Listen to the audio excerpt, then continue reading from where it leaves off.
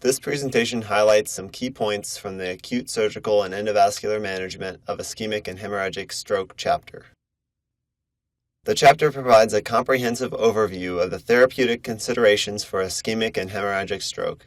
The discussion of ischemic stroke involves the consideration of medical therapy, endovascular thrombectomy, and operative decompression, including both hemicraniectomy and posterior fossa decompression. The supporting literature for these interventions is described in detail. Management principles for spontaneous hemorrhagic stroke are also discussed. The pathophysiology behind the cerebral edema observed in this condition is also covered to better inform a discussion of intervention. The literature-based recommendations for this entity are divided into supratentorial, infratentorial, and interventricular discussions. The supratentorial discussion includes considerations of performing a craniotomy for clot evacuation, craniectomy for decompression, and more recent developments in minimally invasive techniques for surgical intervention. The decision tree for performing an endovascular thrombectomy includes the identification of a large vessel occlusion in the setting of an acute ischemic stroke. As with all acute stroke patients, considerations for intravenous TPA should occur prior to endovascular thrombectomy. The imaging and clinical status of the patient should be used to determine if the patient is a favorable candidate for endovascular thrombectomy versus continued medical management. For patients who have suffered a complete large volume ischemic stroke of the MCA territory, early consideration should be given to performing a hemicraniectomy.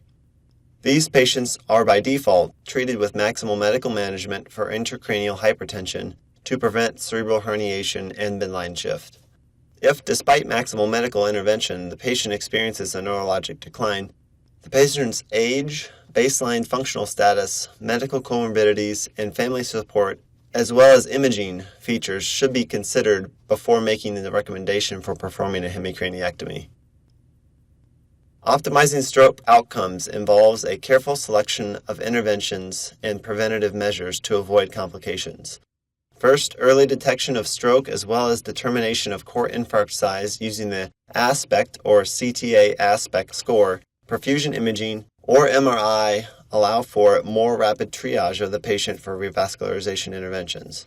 A short time to recanalization and high-quality recanalization, otherwise referred to as a greater than TK2B score, are thought to maximize the chances of good outcome.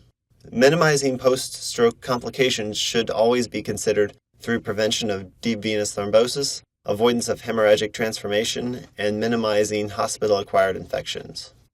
Lastly, appropriate disposition allows for optimized neurorehabilitation therapy. Neurostimulants can be considered to improve mental awareness and participation in therapy. A younger patient age portends an improved outcome and better functional outcome. The chapter provides a case example involving a 65-year-old woman with wake-up symptoms of right-side weakness and language difficulty. An initial head CT reveals no ischemic change with the aspect score of 10. CT perfusion reveals a left hemisphere with increased mean transit time, decreased cerebral blood flow, and preserved cerebral blood volume, with CT angiography revealing a left M1 occlusion. Catheter-based angiography confirms a middle cerebral artery occlusion, which was retrieved with a single pass of stentriever-assisted manual aspiration thrombectomy. A second case example involves a 35-year-old man with ulcerative colitis who was admitted to the hospital because he was unresponsive. CT head reveals no hemorrhage. Magnetic resonance imaging reveals a right-sided cerebellar infarction and raised concerns for basilar occlusion on T1 weighted imaging and gradient recall echo. Catheter-based angiography confirms a basilar occlusion, which was retrieved with a single pass of manual aspiration thrombectomy.